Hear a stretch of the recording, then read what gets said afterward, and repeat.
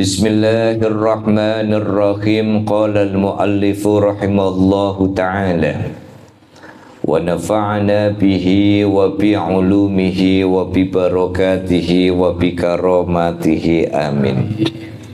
Hikayatun fi ada'i haqqil ibadah. Ini tentang pentingnya ibadah niku tenanan. Sebab kalau ibadah itu ditunaikan hanya sekedar orang kayak setor muka, itu nanti pelan-pelan Allah itu ngasih alarm, Pak.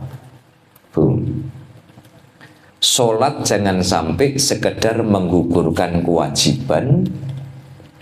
Poso jangan hanya sekedar menggugurkan kewajiban, tetapi bagaimana menjadikan sholat, puasa, dan ibadah-ibadah lainnya itu sebagai cara kita agar dekat sehingga diberi rahmat oleh Allah Subhanahu wa ta'ala.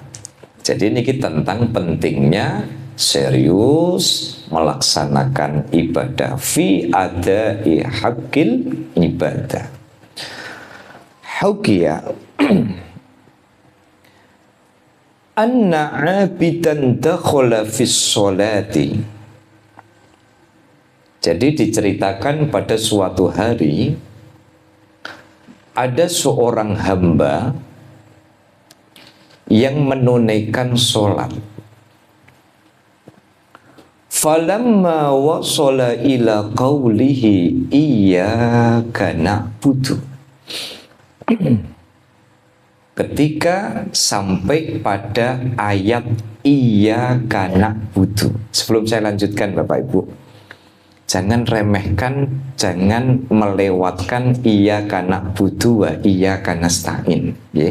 Sebelum saya lanjutkan cerita ini, sebab di banyak tafsir disebutkan bahwa Fatihah itu kan sebenarnya percakapan antara kita dengan Allah. Alhamdulillahi rabbil alamin hamidani abdi. Jadi jenengan kalau mocok Alhamdulillahi rabbil alamin, itu langsung disauti kali Gusti Allah, hamidani abdi. Ya Allah, hambaku memujiku. Ar-Rahmanir Rahim asna alayya abdi. Jadi kalau misalkan diilustrasikan, kita niku maca ayat niku saut-sautan kali Gusti Allah.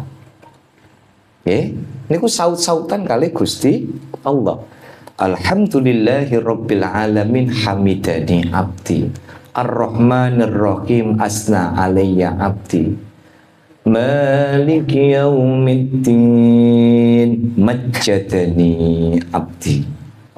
Ya Allah, kok kaulaku ini kok mengagungkan aku betul.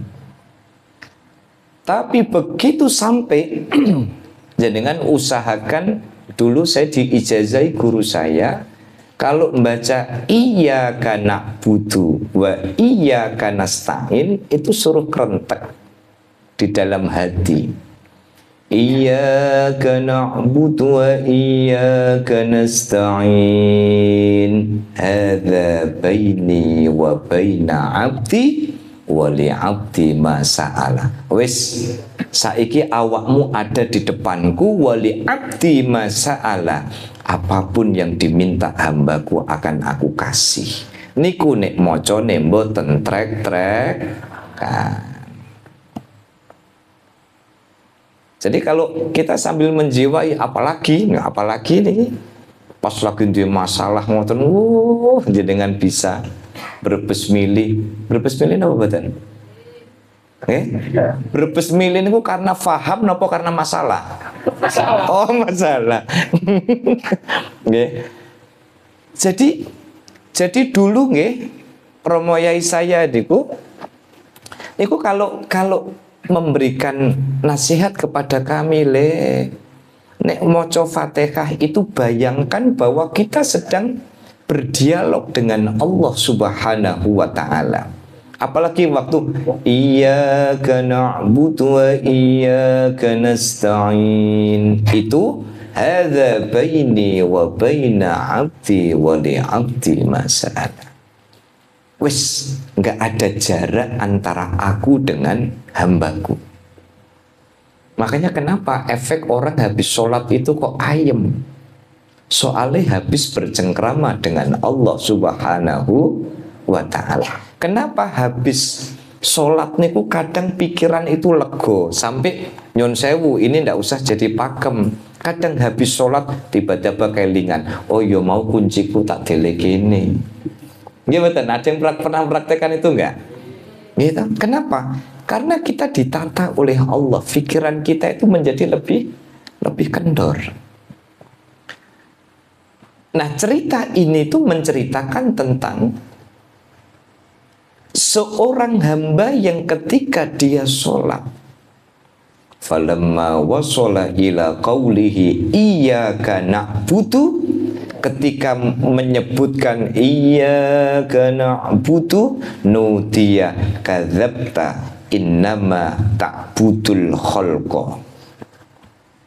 Akhirnya dia seperti mendapatkan bisikan.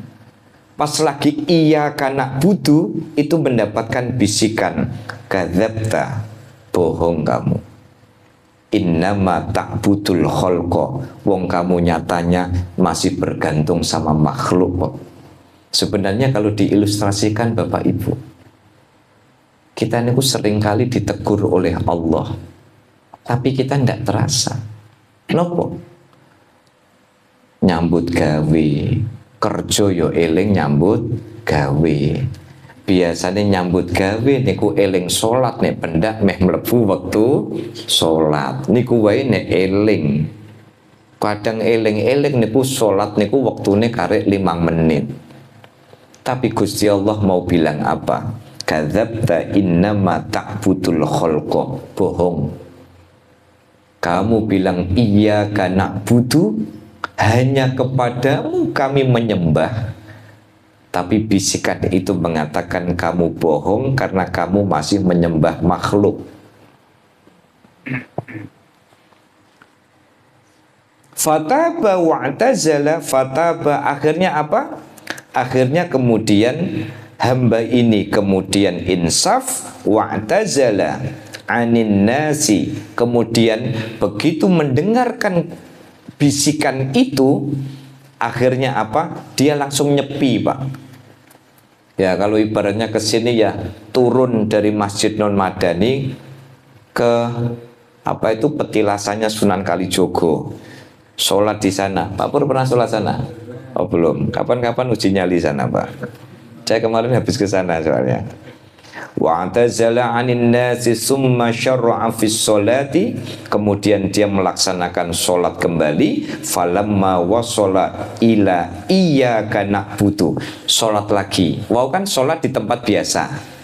Akhirnya dia nyepi, sholat lagi sampai iyyaka na'budu. Ketika sampai pada iyyaka na'budu, nudiya kadzabta innama ta'budu, apa itu? Malik, bohong kamu. Kamu bilang hanya kepadamu kami menyembah.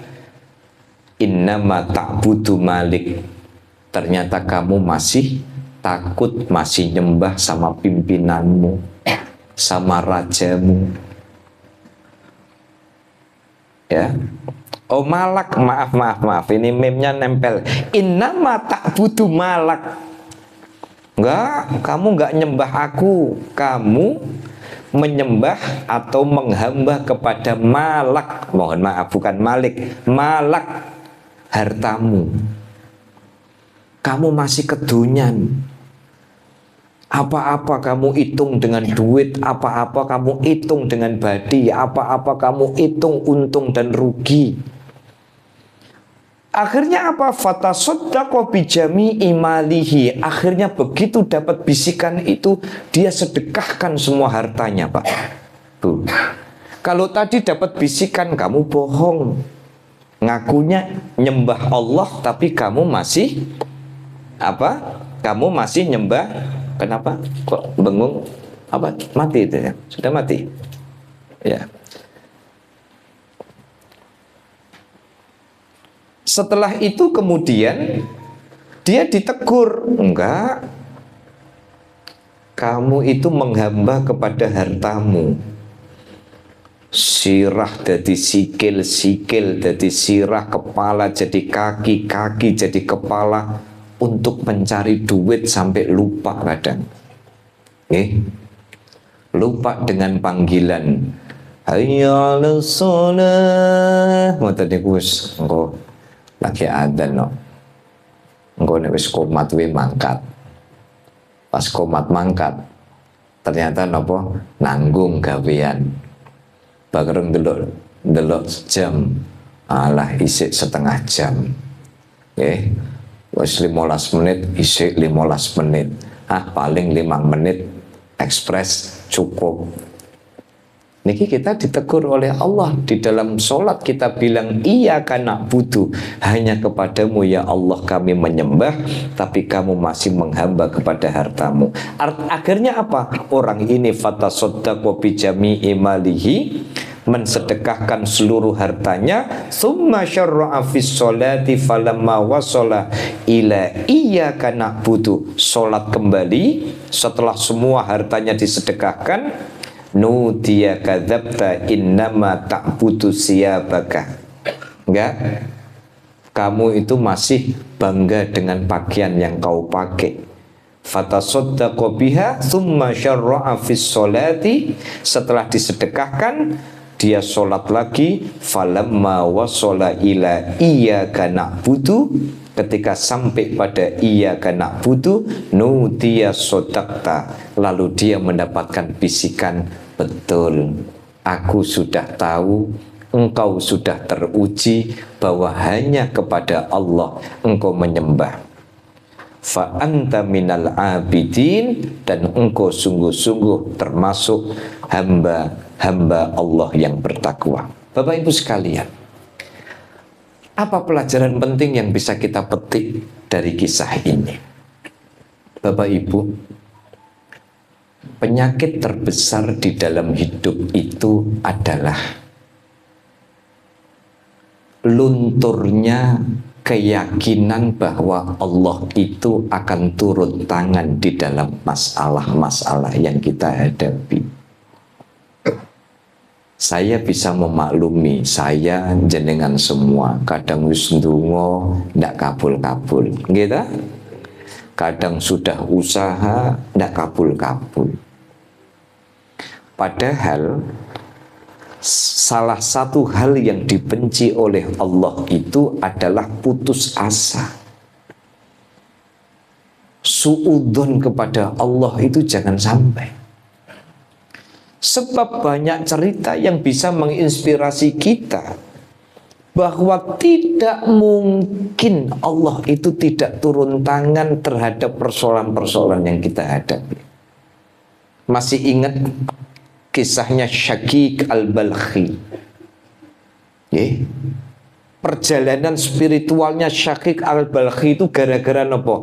Lagi senderan, tiba-tiba lihat ada seekor burung, sayapnya patah, jatuh di tengah padang pasir. Sekarang kalau pakai hitung-hitungan matematika manusia, mati apa enggak? Enggak bisa terbang di tengah padang pasir, jauh dari air, jauh dari makanan, jauh dari komunitasnya. Secara hitung-hitungan manusia mati apa hidup? Mati. Tapi bagaimana Allah turun tangan?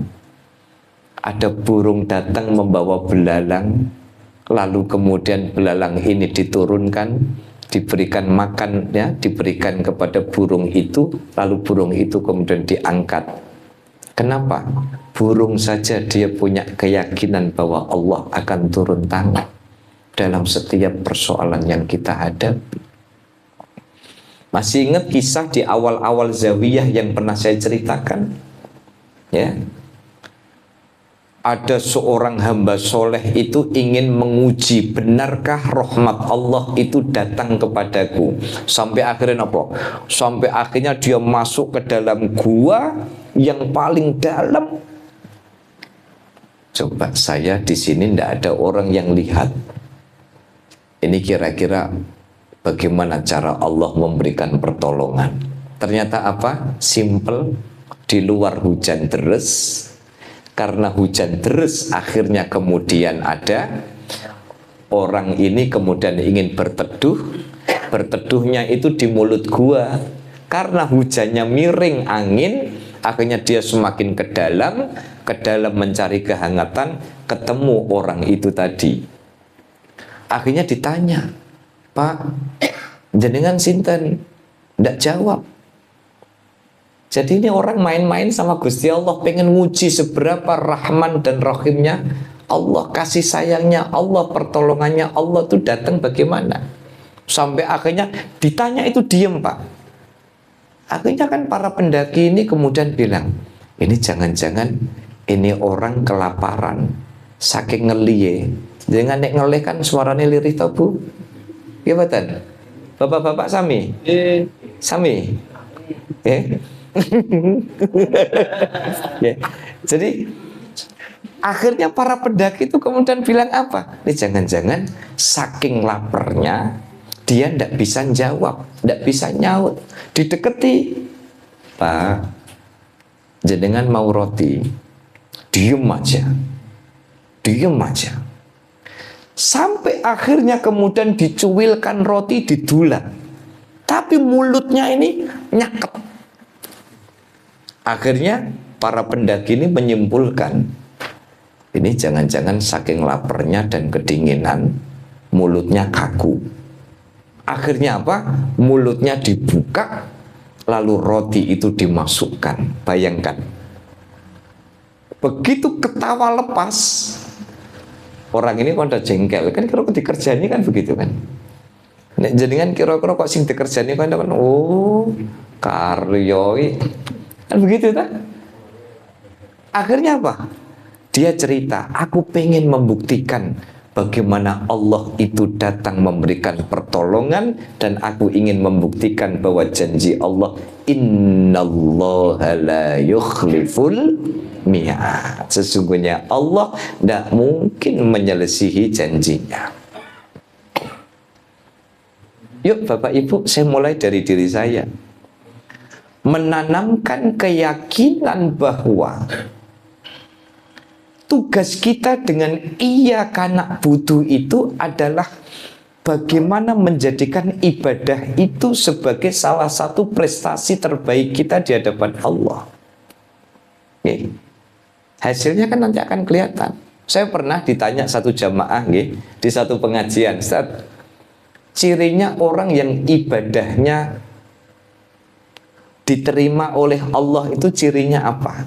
Saya kemutan dawuhnya Imam Ibnu Athaillah As-Sakandari. Niku engkang nulis kitab hikam.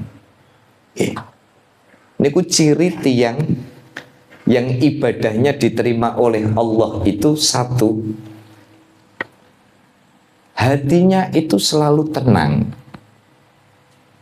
Tenang itu bukan berarti hidup tidak punya masalah loh. Coba saya tanya, yang datang ini ada nggak yang tidak pernah punya masalah sama sekali? Kalau sampai jenengan kok tidak punya masalah sama sekali, jangan-jangan jenengan bongso-bongso sekawan limo gitu. Ya, gara-gara wingi nyate karo Mas Adit nontonnya sekawan limo. Siapa Mas wingi? Juna. Kontonnya Juna itu. Orang hidup orang duwe masalah. Tidak ada Bapak Ibu. Sebab apa? Masalah yang diberikan Allah kepada kita, itulah cara Allah mendadar dan menebalkan kemampuan dan ketahanan kita. Tidak ada. Bahkan kalau jenengan kembali kepada ulama-ulama dulu, masalah yang dihadapi orang-orang soleh niku mau macem-macem. Coba bayangkan nabi mana yang tidak mendapatkan kerumitan dan problem sebagai ujian. Nabi Ayub yang kemarin barusan kita bahas, ujian istri, ujian harta, ujian anak, ujian penyakit. Bayangkan.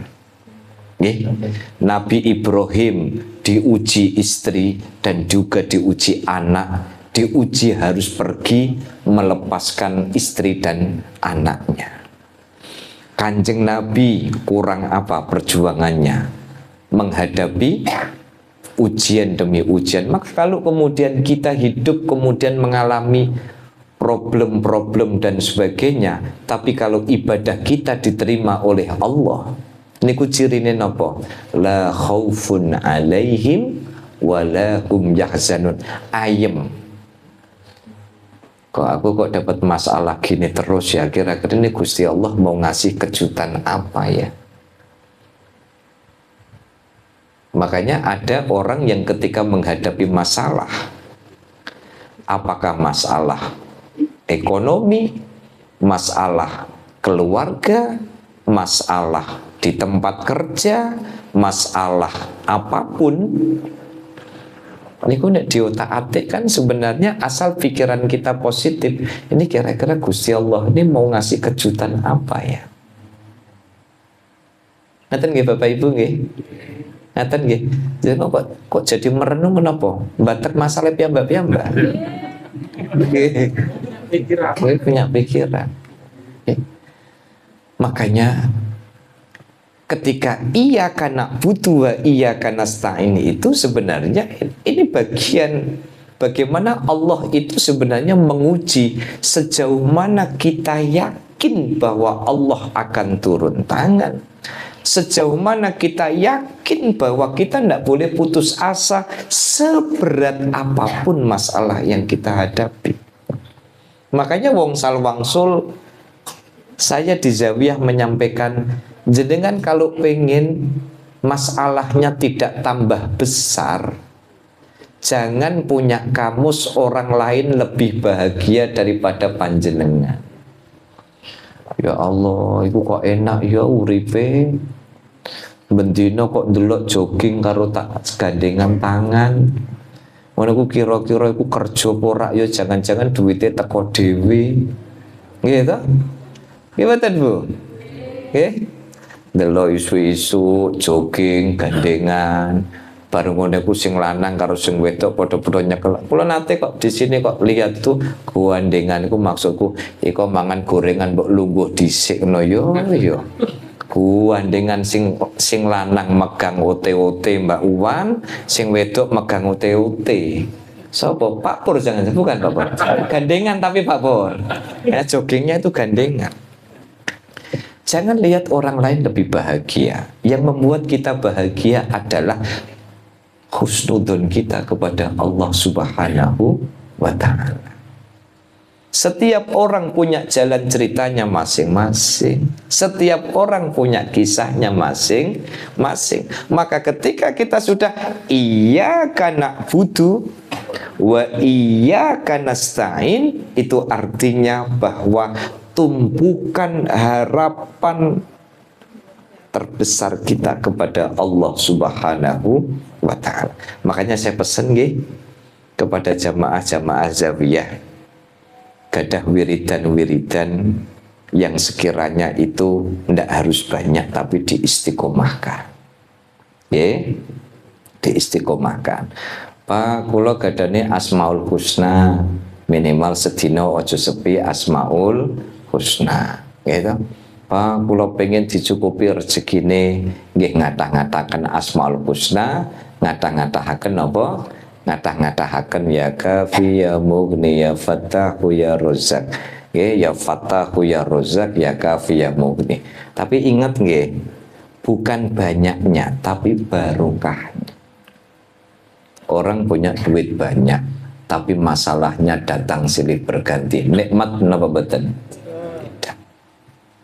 Tapi kalau kita lebih minta kepada Allah kualitas rezeki, nggih, duit kita tidak lebih banyak dari mereka, tetapi duit ini membuat kita tenang, membuat kita tenang.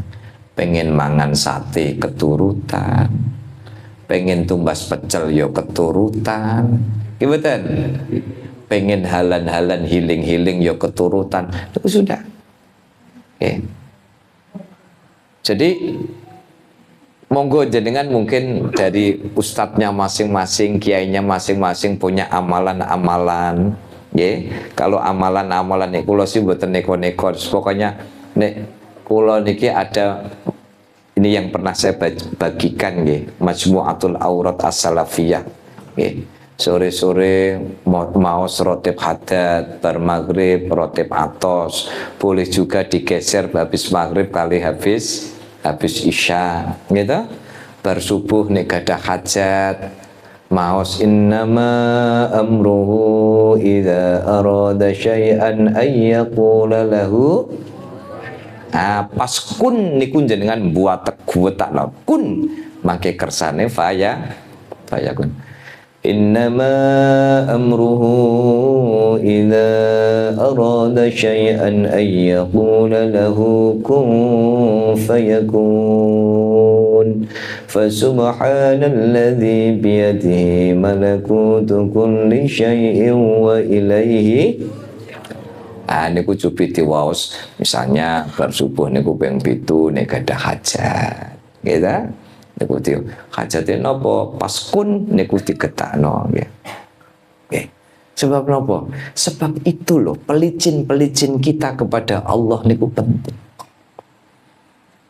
Dan salah satu cara Allah mempercepat keinginan kita adalah ketika ketergantungan kita kepada duniawi itu mulai pelan-pelan kita kurangi. Nggih. Bukan apa-apa nggih Bapak Ibu, wis donga dina. Saya ketika kemudian berjuang untuk bagaimana membangun gedung Iqra niku. Nggih. Mboten dikira mboten sepaneng, ojo dikira mboten mumet. Tapi saya selalu ingat kata guru saya, ketika engkau punya keinginan, maka usahamu tetap, tetapi ketergantunganmu kepada manusia harus lebih kecil daripada ketergantunganmu kepada Allah.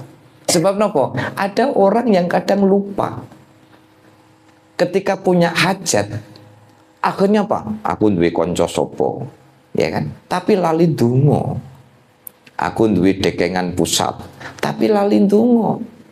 Lagi punya urusan, inget koncone, punya urusan, inget dekengane, tapi dia lupa bahwa yang membuat hidup kita niki ditata niki Gusti Allah. Nggih. Niki lho Bu, Pak. Niki do pada masih apa ndak? Masih pernah dibaca ndak? Nanti mboten. Niki cobi makin dengan tutup koma digoleki muga-muga lembarannya masih bisa dibuka. Soalnya apa? Ceket. Nggih. Masih enggak? Niki grup pojok pada masih apa ndak ini? Nggih. Niki. Nggih. Oh masih. Kebaca apa ndak? Enggak, masih. Nggih. Maksud saya apa? Jangan sampai kemudian kita nunggu kepepet. Sebab apa? Sebab iyyaka na'budu wa iyyaka nasta'in ini sebenarnya kredo bagi kita. Ketika ada masalah kembalinya kepada Allah. Ketika ada masalah solusinya adalah Allah. Saya teringat ini bagian dari sedekah ilmu yang diberikan oleh guru saya Aba Ahmad. Aku selalu melihat, lihatlah bahwa baik dan buruk yang engkau lihat, sesungguhnya di situ ada Nur Muhammad dan sesungguhnya di situ ada kehendak Allah Subhanahu wa taala. Contoh nggih, contoh. Salah satu cara niki napa jenenge? Edamame. Nggih. Kadang buat latihan kita makan edamame enak. Betul saya tak praktekno soalnya ngajine dereng rampung. Kula kuwatire ngocaki kebablasan malah lali ngajine. Edamame. Bayangkan, ketika kita makan edamame, yang kita pikir bahwa edamame ini perlu dioceki, ataukah kita melihat bahwa ya Allah, ngene iki yo ciptaane Gusti Allah. Kok ada orang kok gelem nandur edamame? Ya terus nggodok, ini diincipi ya enak. Ya Allah, Gusti Allah kalau punya kehendak kok sampai gitu. Roto-roto jenengan ketika makan begitu inget edamame, nopo langsung inget Allah? Jenengan ketika perut lapar, nggih, lapar niku sing dieling-eling niku Gusti Allah napa sego padang? Sego padang, segone muncung, lauke bergetil cilik. Nggih. Saya dipeseni guru saya, Anda harus latihan bahwa semua yang Anda pegangi itu di situ ada kehendaknya Allah. Dan memang tidak mudah Bapak Ibu. Maka ketika saya tadi di WA, ada apa dengan kamu? Ngoten niku kula kroso. Rata-rata ini guru saya. Kalau saya misalkan sedang punya apa, itu kan ada saya di WA. Gimana? Sampai akhirnya tadi sekitar jam 1 begitu di WA, ini ya tambah dosis ya, tambah dosis. Terus ditanya, gimana pembangunan? Alhamdulillah guru, jalan terus. Nggih. Dosisnya tambah ya, tambah paling dosis, tambah ini, baca ini dan sebagainya. Habis itu pun saya kesana, Gusti Allah mudah. Tiba-tiba niki. Jadi melatih diri kita bahwa semua yang kita lihat di situ itu ada kehendak Allah. Contoh niki, jenengan lihat niki napa? Napa niki? Gelas. Yang jenengan lihat di sini itu gelas atau ada makhluk Allah di situ? Ya Allah, Gusti Allah niku kok menciptakan manusia karena kreatifnya iso gawe gelas. Gelas kok iso bulet ngene iki piye? Ngene iki ndak mungkin bisa kalau bukan karena Allah Subhanahu. Ini perlu dilatih. Kita semua termasuk saya perlu melatih itu terus. Abot, Pak. Urip kok gantungno donya wene abot. Tapi kalau kita sudah mulai hilangkan urusan apa? Urusan ketergantungan kita dengan duniawi itu bukan dihilangkan, pelan-pelan dikurangi. Sebab apa? Sebab ketika kita ikrar iyyaka na'budu wa iyyaka nasta'in, maka disitulah pentingnya kita ndelosor ketika sujud, ya Allah. Makanya coro kiai-kiai riyen niku nek duwe hajat niku pas sujud terakhir niku ndungane napa? Allahumma sub ilayya. Ngerti saya? Pernah dengar iku mboten? Mboten nate. Tapi niku mboten ijazah nggih, dereng pareng. Allahumma sub ilayya niku nek gadah kekarepan. Niku ulama-ulama, kula mbaca cerita-ceritane ulama-ulama riyen. Wonten sing nek ndelok barang, kenapa ulama-ulama dulu kula pengen niku ndungane napa? Labbaika annal aisha aishul akhirah. Jadi ulama dulu niku uripe berkah niku gara-gara napa? Gara-gara napa? Gara-gara sithik-sithik niku sing dideloki Gusti Allah. Aku duwe masalah, aku njaluk kali Gusti Allah. Nggih.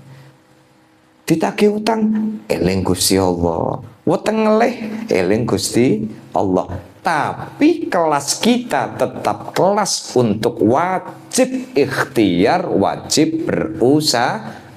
Ojo jenengan ngelih terus denger-denger nok teras. Ya kan? Ono konco jamaah lewat, napa le?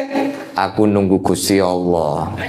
Lah sampean ngelih? Nggih, aku pengen ngoraktekno wong sing nok jero guwa. Ya kan? Akhirnya apa? Lama-lama koncone balik meneh semaput. Lah piye lek? Lah mbok ora ana sing ngeteri pangan. Untuk kelas kita nih semuanya tanpa terkecuali tugas kita ikhtiar semampu maksimal mungkin, tapi pelicin doanya penting. Ya minimal kalau ndak hafal yang wiridan yang redik niku minimal gada gada Asmaul Husna niku sampun nggih, dengan maca Asmaul Husna dari awal sampai akhir istiqomah nggih, utawa jenengan ngagem wiridan niki nggih, wiridan niki cekap nggih, ini buat napa? Buat ikhtiar agar hidup kita niki menguatkan ketergantungan kita kepada Allah Subhanahu wa Ta'ala. Sebelum saya akhiri, maka Bapak Ibu sekalian, cerita ini memberikan kekuatan spiritual bagi kita. Jangan pernah gentar, sebesar apapun masalah yang kita hadapi, serumit apapun persoalan yang kita hadapi, maka gantungkan harapan terbaik kita kepada Allah sembari kita ikhtiar semaksimal mungkin. Insya Allah selama kita angkat tangan, maka Allah akan turun tangan. Maka Allah akan turun tangan ketika kita tak pernah lelah untuk angkat tangan, memohon ridho maunah dari Allah Subhanahu wa Ta'ala. Monggo Bapak Ibu sekalian, kita mohon kepada Allah dengan barokatul Quran. Niki khatam ping pinten?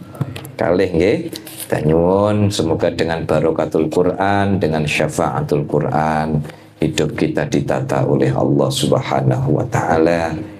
Yang sedang punya hajat, mungkin-mungkin dimudahkan hajatnya. Yang nyambut damel, mungkin-mungkin berlimpah rizki ingkang barokah, kesehatan jasmaniyah rohaniyah, dijauhkan dari bala fitnah musibah, bi barokatil Quran, wa bi syafaatil Quran, wa bi karomati khatmil Quran. Al-Fatihah.